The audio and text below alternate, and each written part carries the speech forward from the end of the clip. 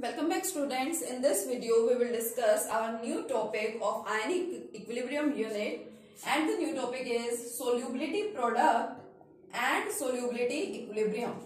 Solubility product and solubility equilibrium, इसको हम लोग डिस्कस करने वाले हैं। अब देखिए सोल्यूबिलिटी के नाम से तो आपको पता चला ही होगा कि हम लोग क्या कर रहे हैं, हम लोग किसी के हमारे पास कोई सब्सटेंस होगा, हम उसकी सोल्यूबिलिटी के बारे में बात कर रहे हैं। Then what is the solubility product and the solubility equilibrium, इन दोनों चीजों को हमें यहाँ पे क्या करना है, डिस्कस करना है। तो देखिए है क्या ये सोल्यूबिलिटी प्रोडक्ट और इसमें हमें किस टाइप के सॉल्ट्स को कंसिडर करना है। सबसे पहले तो हम लोग यहाँ पे कंसिडर करते हैं स्लाइटली सोल्यूबल सोल्ट्स।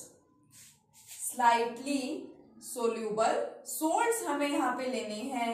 लाइक किस टाइप के सोल्ट्स होंगे वो, लाइक हमारे सोल्ट्स हो गए जैसे AgCl सिल्वर क्लोराइड है, जैसे कि मान लीजिए बेरियम सल्फेट है। ठीक है, क्या लेने हैं हमें यहाँ पे, हमें लेने हैं slightly soluble salts. Slightly soluble का मतलब कि जो थोड़े से सोल्यूबल होते हैं, कंप्लीटली सोल्यूबल नहीं होते। और स्लाइटली सोल्यूबल को केमिस्ट्री की लैंग्वेज में हम लोग यहाँ पे और क्या बोलते हैं, sparingly soluble salts. Sparingly soluble salts का मतलब वो सोल्ट्स जो कंप्लीटली डिसोल्व नहीं होते हैं। मान लो मैंने लिया सिल्वर क्लोराइड सोल्ट और इसको मैं वाटर में डिसोल्व करवाना चाह रही हूँ, तो ये कंप्लीटली तो डिसोल्व होगा नहीं, बट जितना भी ये डिसोल्व होगा वही क्या हो जाएगा, सब्सटेंस डिसोसिएट हो जाएगा इनटू आयंस। ठीक है, क्योंकि हम लोग तो डिसोसिएशन और आयोनाइजेशन की ही बात करते हैं। तो सपोज मैंने लिया सिल्वर क्लोराइड, सिल्वर क्लोराइड अभी मेरे पास सॉलिड फॉर्म में प्रेजेंट है। ठीक है, उसको मैंने कन्वर्ट करवाया किसके अंदर, एक्वस फॉर्म में मैंने उसको क्या करा लिया, कन्वर्ट करा लिया। किस तरह से मैंने उसको एक्वस फॉर्म में कन्वर्ट कराया है, बाय एडिंग वाटर।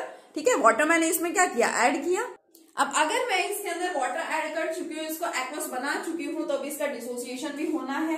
कौन से आयंस बनेंगे, Ag पॉजिटिव सिल्वर आयन, और मैंने आपको बताया था ब्रैकेट में लिखते हैं एक्वस, क्यों लिखते हैं इसका रीजन भी मैंने आपको बता दिया था, प्लस Cl नेगेटिव, और इसके ब्रैकेट में भी क्या लिख देंगे हम लोग, एक्वस लिख देंगे। अब जो भी पॉइंट हो हमारा, हमें तो एक बात पता है कि जो इक्विलिब्रियम जहां पे डेवलप हो गया, एस्टैब्लिश हो गया, वहां पे हम लोगों को लॉ अप्लाई करना होता है। So we have to apply here the law of chemical equilibrium, और उस लॉ के accordingly the equilibrium constant is equal to the concentration of the products divided by the concentration of the reactants. ठीक है, अब reactant हमारे यहाँ पे silver chloride है, product silver ions and chloride ions मैंने लिख दिए।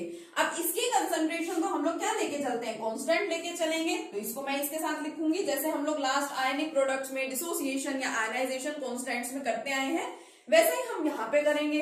तो पोटेशियम इक्विलिब्रियम कांस्टेंट, ठीक है, मल्टीप्लाई कर दिया by concentration of silver chloride, दोनों का जो कांस्टेंट, दोनों कांस्टेंट टर्म्स है, इनका प्रोडक्ट भी यहाँ पे क्या रहने वाला है, कांस्टेंट ही रहने वाला है। तो सिल्वर क्लोराइड यहाँ पे ले रखा है, ये लिख लिया, इक्वल टू Ag पॉजिटिव की कंसंट्रेशन एंड Cl नेगेटिव की कंसंट्रेशन। ये दोनों क्या है, कांस्टेंट है, तो इनका प्रोडक्ट भी क्या रहने वाला है, कांस्टेंट ही रहने वाला है।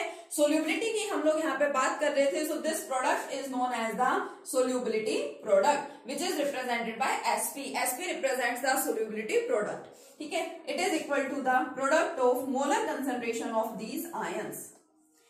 किसके इक्वल है ये, आयंस जो हमारे पास में प्रेजेंट है उनकी मोलर कंसंट्रेशन के प्रोडक्ट के इक्वल है। This term is known as the solubility product. ठीक है, अब अगर आप लोगों को सोल्यूबिलिटी प्रोडक्ट्स यहाँ पे मेंशन करने हैं, डिफरेंट सोल्ट्स हैं आपके पास, उन सोल्ट्स के लिए मेंशन करने हैं, तो आप क्या करेंगे, सबसे पहले अपना सोल्ट लीजिए, उसका इस तरह से डिसोसिएशन करके दिखाइए, और ऐसे ही लॉ ऑफ केमिकल इक्विलिब्रियम वहां पे अप्लाई कर दीजिए। बार बार इस तरह से लिख करके दिखाने की जरूरत नहीं है, क्योंकि इतना तो हमको पता है कि हमेशा ये के इक्विलिब्रियम कांस्टेंट रहेगा। इसके साथ आपका सोल्ट जो भी आपने यहाँ पे ले रखा है उसकी कंसंट्रेशन कांस्टेंट ही है, तो दोनों का प्रोडक्ट भी कांस्टेंट ही रहना है। तो एट लास्ट आपको यहाँ पे क्या मिलना है, सोल्यूबिलिटी प्रोडक्ट मिलना है। तो सोल्यूबिलिटी प्रोडक्ट किसके इक्वल हो जाएगा, ये जो आयंस बने हुए हैं यहाँ पे उनकी मोलर कंसंट्रेशन मींस, या सिंपली मैं बोल दूं कि उनकी कंसंट्रेशन के प्रोडक्ट्स के क्या हो जाएगा, वो इक्वल हो जाएगा। तो अभी मैंने सिंपल सा एग्जाम्पल लिया था यहाँ पे सिल्वर क्लोराइड का।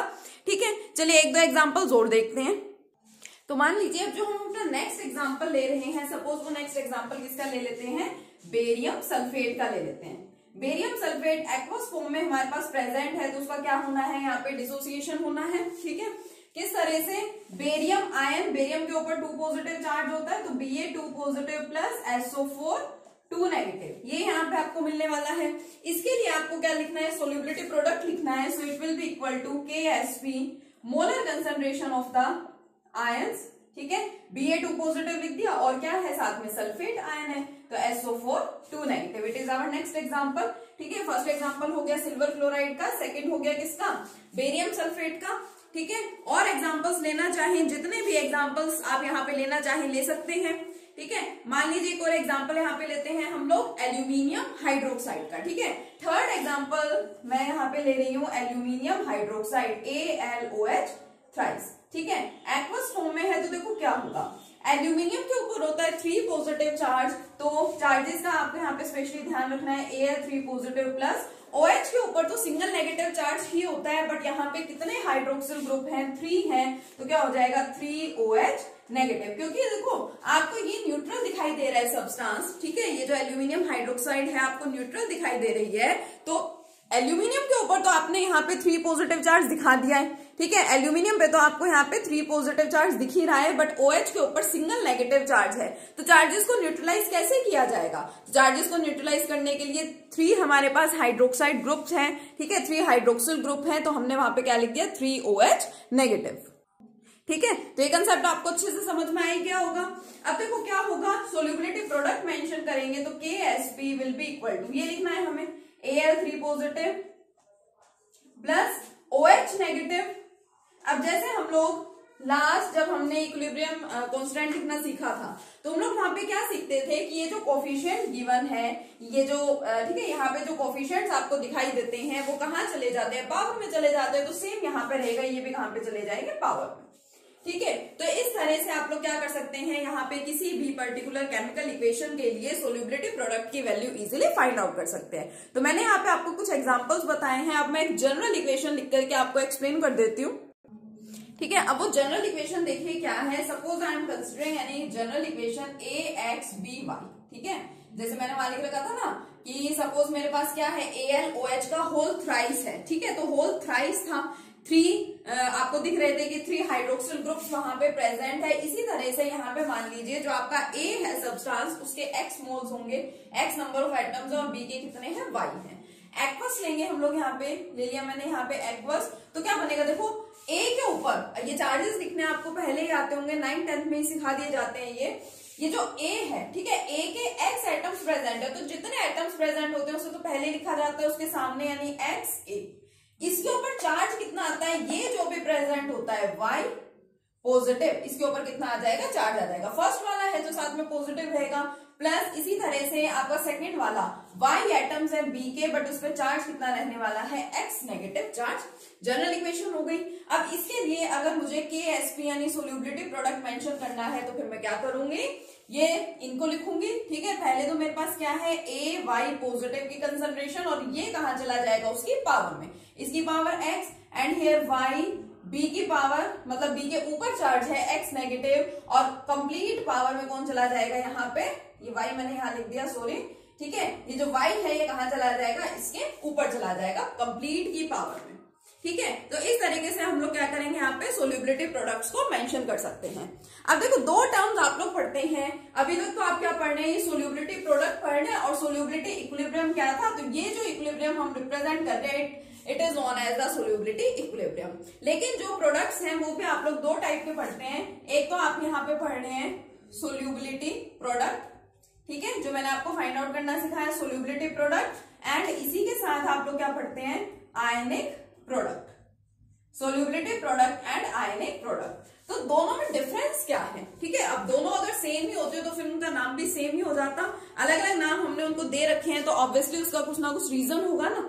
देखो सोल्यूबिलिटी प्रोडक्ट जैसे मैंने आपको बताया, it is used, this term particularly is used for sparingly soluble salts, ठीक है, स्पैरिंगली सोल्यूबल सॉल्ट्स, यानी कि जो आपके स्लाइटली सोल्यूबल सॉल्ट है। But this term, the use of this term is not limited. Not limited का मतलब कि किसी भी टाइप के सब्सटेंस के लिए इसका यूज किया जाता है, चाहे वो कम सोल्यूबल है तो उसके लिए तो आपने स्पैरिंगली सोल्यूबल बोल ही दिया, ठीक है। आप सोल्यूबिलिटी प्रोडक्ट टर्म का यूज करते हैं। कितना ही ज्यादा सोल्यूबल अगर वो सोल्ट होगा तो उसको हम सोल्यूबिलिटी प्रोडक्ट नहीं बोलेंगे, उसकी जगह क्या बोलेंगे, आयनिक प्रोडक्ट। क्योंकि देखिए आपने यहाँ पे ध्यान दिया होगा कि ये जो हम यहाँ पे मेंशन कर रहे हैं, ये आयंस की ही कंसंट्रेशन का तो प्रोडक्ट है, इसलिए इसको क्या बोला जाता है, आयनिक प्रोडक्ट बोला जाता है। ठीक है, सोल्युबिलिटी प्रोडक्ट को फाइंड आउट करने के न्यूमेरिकल्स भी होते हैं, उसमें आपको इसी तरह से इक्वेशन लिखनी होगी और आप क्या करेंगे, न्यूमेरिकल सोल्व कर लेंगे। ठीक है, तो मैं एक न्यूमेरिकल भी समझाती हूँ आपको। यस, देखिए अभी न्यूमेरिकल देखते हैं। The solubility of AgCl in water, यानी AgCl इन वाटर की बात की गई है, तो हम यहाँ पे क्या मेंशन करेंगे, हम इक्वेशन लिखेंगे AgCl, ठीक है, वाटर साथ में है यानी कि एक्वस होगा, और किन आयंस की फॉर्मेशन हो जाएगी, silver ion and chloride ion, Ag positive plus Cl negative की यहाँ पे क्या हो गई है, फॉर्मेशन हो गई। ठीक है, अब इनकी सोल्यूबिलिटी आपको दे रखी है, solubility of AgCl in water at 25 degree Celsius is found to be this one. तो एक्चुअल में, ठीक है, हम सोल्यूबिलिटी प्रोडक्ट तो मेंशन करते हैं, बट एक्चुअल में ये जो सोल्यूबिलिटी गिवन होती है, इन आयंस की सोल्यूबिलिटी को हम लोग कंसिडर करते हैं S। मान लीजिए 2 मोल्स यहाँ पे होते, 2 Cl नेगेटिव आयन प्रेजेंट होते तो क्या लिख देते 2S, ये 3 होते तो क्या लिख देते 3S। ठीक है, सोल्यूबिलिटी को इस तरह से हम यहाँ पे रिप्रेजेंट करते हैं, और सोल्यूबिलिटी हमें यहाँ पे गिवन भी है 1.06 इंटू 10⁻⁻⁵ मोल्स पर लीटर। अब हमें फाइंड करना है सोल्यूबिलिटी प्रोडक्ट, तो इसको फाइंड करने का तरीका तो हम अभी सीख करके आए हैं।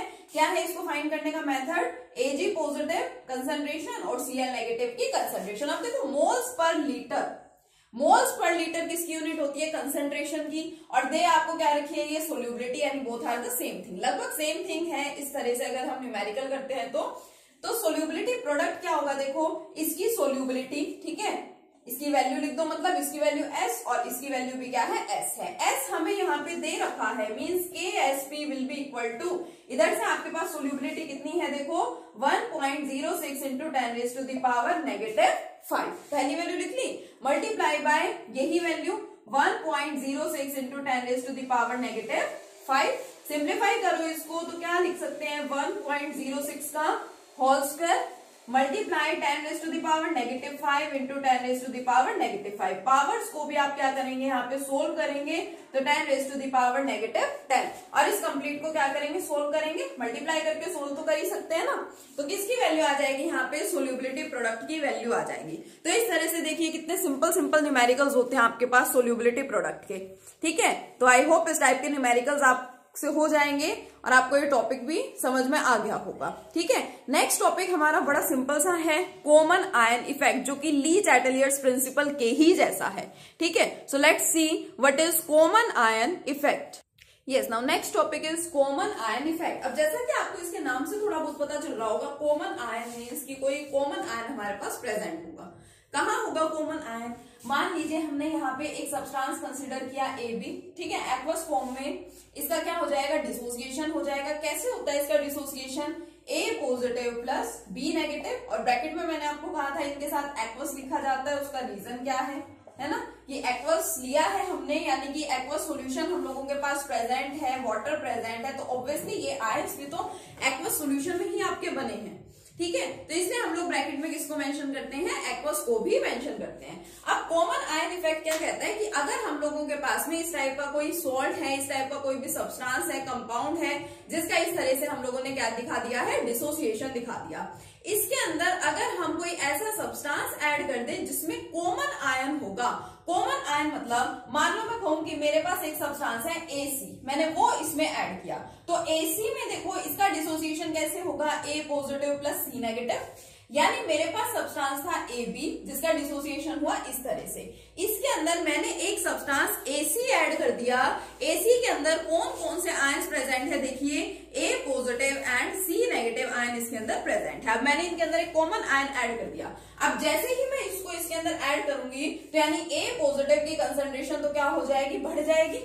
अब जैसे ली चैटलियर्स प्रिंसिपल हमारा केमिकल इक्विलिब्रियम में आता है, और उसके अंदर हम लोग क्या देखा करते थे कि अगर मान लीजिए कंसंट्रेशन बढ़ रही है कहीं पे, तो इक्विलिब्रियम क्या करेगा, इक्विलिब्रियम ये चाहेगा, रिएक्शन कंडीशन ये चाहेगी, हमारा सिस्टम ये चाहेगा कि कंसंट्रेशन बैलेंस हो जाए। अब आप सोचो, जैसा कंसेप्ट आपने ली चैटलियर्स प्रिंसिपल में लगाया था वही कंसेप्ट यहाँ लगाओ, और सोचो कि अगर यहाँ पे राइट साइड में A पॉजिटिव आयंस की कंसंट्रेशन बढ़ गई, बल्कि इक्विलिब्रियम के अंदर तो कंसंट्रेशन क्या रहनी चाहिए, कांस्टेंट रहनी चाहिए, बट फिर भी वो यहाँ पे बढ़ गई, तो फिर क्या होना चाहिए, इक्विलिब्रियम को क्या करना चाहिए, equilibrium should shift in the backward direction. Equilibrium को क्या करना चाहिए, बैकवर्ड डायरेक्शन में शिफ्ट हो जाना चाहिए, तभी यहाँ पे ओवरऑल कंसंट्रेशन क्या रह पाएगी, बैलेंस रह पाएगी। तो जब हम किसी पर्टिकुलर सॉल्ट के अंदर या किसी सब्सटेंस में कोई दूसरा ऐसा सब्सटेंस ऐड कर देते हैं जिसके अंदर कौन प्रेजेंट होगा, कोई कॉमन आयन होगा, ठीक है। जैसे मैंने या तो लिखा AC, या मान लीजिए सपोज मैं इसको थोड़ा चेंज कर दूं, या मान लीजिए मैं इसके अंदर क्या लिख दूं, BC लिख दूं, ठीक है। अब BC के अंदर क्या BC लिख दो, चलो ठीक है। अगर BC लिखोगे तो इसमें आपको क्या मिलेगा, B positive plus C negative आपको यहाँ पे मिलेगा। बट यहाँ तो देखो B पॉजिटिव है और फिर यहाँ पे क्या है, B नेगेटिव है। इक्वल तो आपको सेम तो यानी यहाँ पे नहीं मिले, तो आपको यहाँ पे B नेगेटिव चाहिए। मान लो मैंने यहाँ पे क्या ले लिया, DB ले लिया, तो ये क्या बनेगा, D positive plus B negative. फिर दोबारा से राइट साइड में आयंस की कंसंट्रेशन बढ़ गई, तो इस कंडीशन में इक्विलिब्रियम क्या करेगा, equilibrium shifts in the backward direction. Equilibrium shift हो जाएगा, equilibrium shifts in the backward direction. और ये जो हमने छोटा सा इफेक्ट पढ़ा है, सिंपल सा यहाँ पे, this effect is known as the common ion effect. यही जो हमारा इफेक्ट है, बेसिकली इसी इफेक्ट का नाम क्या है, कॉमन आयन इफेक्ट है, ठीक है। देखो कितना सिंपल सा कंसेप्ट है। अब एक एग्जाम्पल के लिए, ठीक है, तो मैंने जनरल इक्वेशन की बात की। अब एग्जाम्पल के लिए अगर मैं आपको बताऊं तो मान लीजिए मेरे पास एक वीक बेस है अमोनियम हाइड्रोक्साइड, एक्वस सॉल्यूशन में हो रहा है इसका डिसोसिएशन और ये कन्वर्ट हो रहा है अमोनियम आयंस में एंड क्लोराइड आयंस में, सॉरी हाइड्रोक्साइड आयंस में, ठीक है। इस आयन में क्या हो गया, इसका कन्वर्जन हो गया। अब मान लो मैं इसके अंदर कोई ऐसा सब्सटेंस ऐड कर दूं जिसके अंदर कॉमन आयन हो। कॉमन आयन मतलब फॉर एग्जांपल मैं यहाँ पे ऐड कर दूं अमोनियम क्लोराइड, तो इसके अंदर कौन से आयन्स है, NH4 positive plus Cl negative. यानी मैंने इस वीक बेस के अंदर एक ऐसा सब्सटेंस ऐड कर दिया जिसके अंदर एक कॉमन आयन प्रेजेंट है। कॉमन आयन का मतलब जो आयन यहाँ पे ऑलरेडी था वही आयन वाला सब्सटेंस मैंने और ऐड कर दिया, तो ये सब्सटेंस क्या करेगा, राइट साइड पे कंसंट्रेशन बढ़ा देगा अमोनियम आयंस की। तो इसके लिए इक्विलिब्रियम को क्या करना पड़ेगा, शिफ्ट होना पड़ेगा in the backward direction. This simplest and most important effect is known as the common ion effect, ठीक है। बहुत सिंपल सा कंसेप्ट है, तो आपको इसको अच्छे से करना है और सोल्यूबिलिटी प्रोडक्ट्स के क्या करने हैं, साथ में न्यूमेरिकल करने हैं, ठीक है। सोल्यूबिलिटी प्रोडक्ट वाले न्यूमेरिकल्स आप अच्छे से करके देखेंगे, कॉमन आयन इफेक्ट करेंगे with examples. Okay, thank you.